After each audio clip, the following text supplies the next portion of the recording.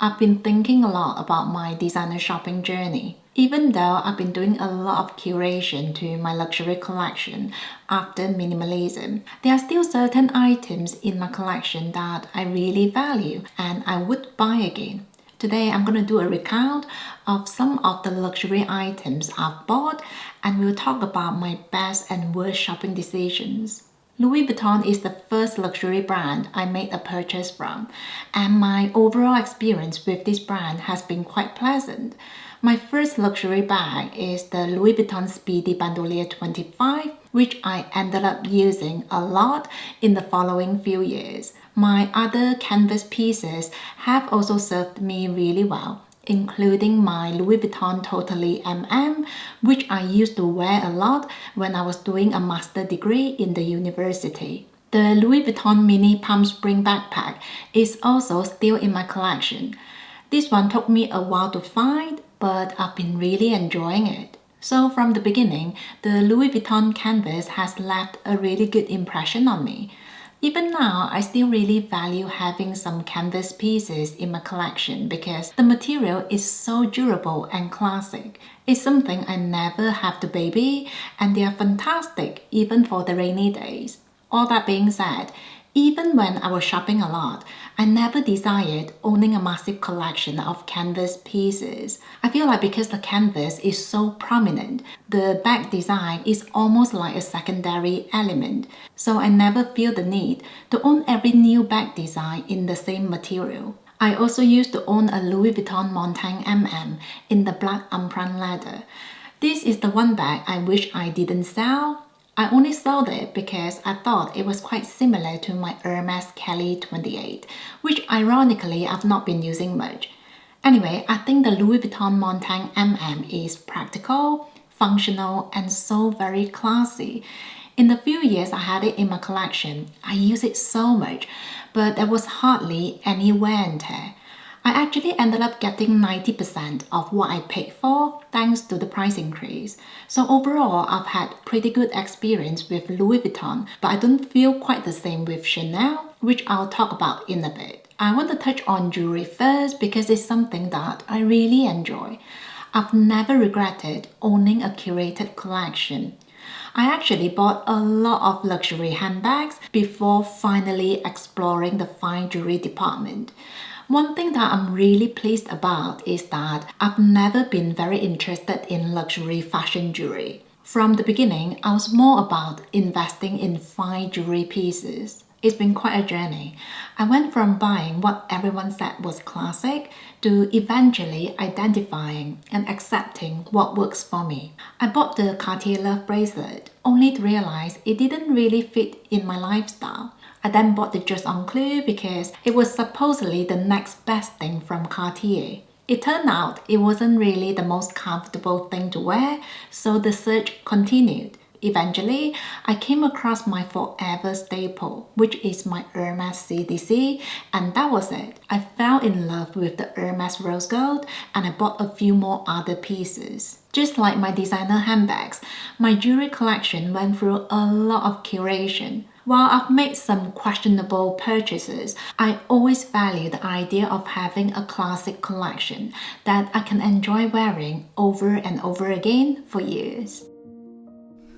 I used to have a thing for statement jewelry, which explains my small collection of Hermes leather bracelets. But lately, I've come to really appreciate dainty pieces. I've been wearing these diamond bracelets every day. They are such a delight to look at.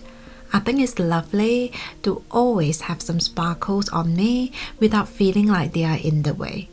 And talking about everyday pieces, I've been really enjoying the diamond earrings from IDYL. The diamond stud itself is so simple and classic. But what I love the most about these earrings is that I can rotate the add-on elements to create different looks. I recently added the layer to my collection. These are my first pair of white gold earrings, and they have quickly become a new favorite. I think the pear-shaped diamond has so much character. IDYL is the only jewelry brand I've worked with in the last 2 years. I feel really honored because I truly love their designs. Everything is so simple, unique, and classy. IDYL pieces are also a lot more sustainable because they only feature lab-grown diamonds. This means there's no mining involved. I highly recommend them if you're looking to build yourself a timeless jewelry collection. Let's move on to Chanel. The first thing I ever bought from Chanel was my Chanel Classic Double Flap in the size small. I remember trying on the medium and I thought it was too big on me, so I decided to put my name on the waiting list for the size small. A few weeks later, I got a phone call on a Tuesday. They said the bag was there, but they would only hold the bag for 24 hours. So I panicked. Even though I was exhausted after a long day of work, we drove 40 minutes to the store that very evening. I still have the Chanel Classic Flap in my collection, but because of that experience, I started associating Chanel with FOMO. There's always this feeling that everything at Chanel sells out really quickly, so it's either now or never. Honestly, I've made so many irrational decisions at Chanel, it's not even funny. For example, I bought a limited edition Chanel flap in a dark beige color, even though I actually really wanted the black one. The bag was lovely. It had a single flap, plenty of space on the inside, and it was very light. Truthfully, if I did allow myself to wait for the right color, I might still have this bag in my collection. I also bought a Chanel boy flap in the new medium size, even though I was actually looking for the old medium. And then there was the Chanel wallet on chain, which I bought simply because it was my birthday. And let's not forget the Chanel Classic Ballet flats, which didn't look very flattering on me at all. There are some Chanel pieces that have worked well for me. For example, I really love my Chanel mini flap. I didn't make any compromises with this purchase. Everything is perfect in terms of color, leather, and hardware. I've also been really enjoying my Chanel espadrilles and my Chanel mini O case. So it's not like everything is a lost cause. It's just that I don't particularly enjoy the sense of urgency that comes with shopping at Chanel. When I started venturing into Hermes, I was less distracted, but I still had quite a bit of FOMO in me. I remember buying an Hermes Lindy 26 in the color Sarge, which is a light green color that was never on my wish list. I think I was convinced that I would never come across a Lindy 26 in black or taupe, so I just grabbed whatever offer that was on the table. When I met my Hermes sales associate, that's when I started becoming more selective. It's a more personal service, so I feel like I can tell her what I'm looking for. There was this year I had my mind set on a BIRKIN 25 in the black color, so I quite decisively turned down everything else that came my way, including an Hermes Mini Kelly in a light blue color and a BIRKIN 25 in a milky white color. I'm so glad I finally allowed myself to be more patient because I absolutely love my BIRKIN 25 in the black Epsom leather. I often say this bag is my all-time favorite. One thing that differentiates Hermes from Chanel for me is that I don't feel like I have to rush a purchase.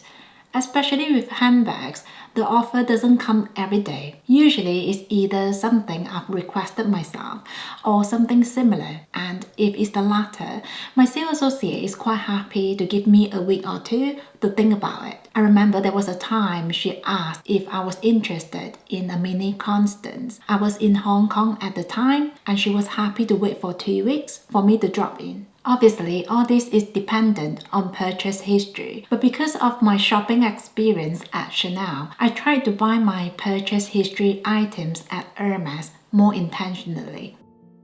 By then, I had taken on a more casual outlook on shopping, and I tried to see the bag offers as a cherry on the cake.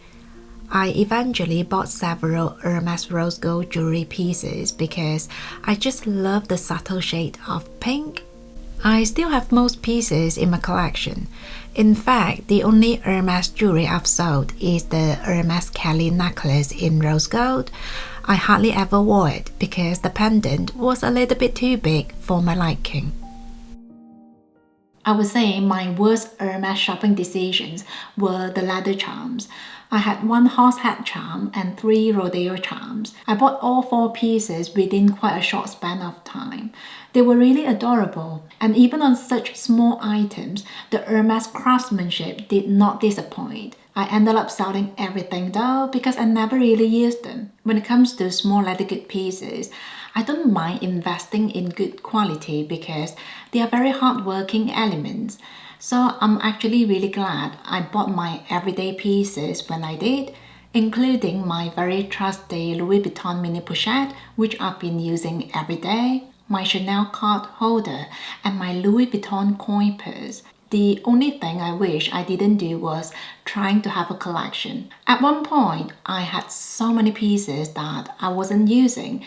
They were there purely for visual pleasure. Now, I don't know about you, but I'm quite a practical person. I enjoy dressing myself well, but I don't feel like I have to put on a new outfit for my cash and credit cards every day. So now my mentality is I will still go down the designer route if any of my small leather good pieces needs replacing, but I have no plan to have a collection. I've been trying to live a more intentional life, which means a lot of reflections about everything. On the whole, I don't regret designer shopping. In fact, I feel like having a collection of good quality and carefully selected items can sometimes make our shopping journey more sustainable in the long run. When I look at my designer handbags, shoes, scarves, and jewelry, I feel like I'm grounded because I already have a collection of things that I really enjoy using, and I know they can last me for years. So I would say my worst shopping decisions weren't really about the luxury items themselves. It was more to do with the way I approach shopping because I was very occupied with things like FOMO and the opinions of others. But once I shifted the focus back onto myself, I've been able to buy what I use and use what I buy. That's it from me today. Take care and I will see you soon.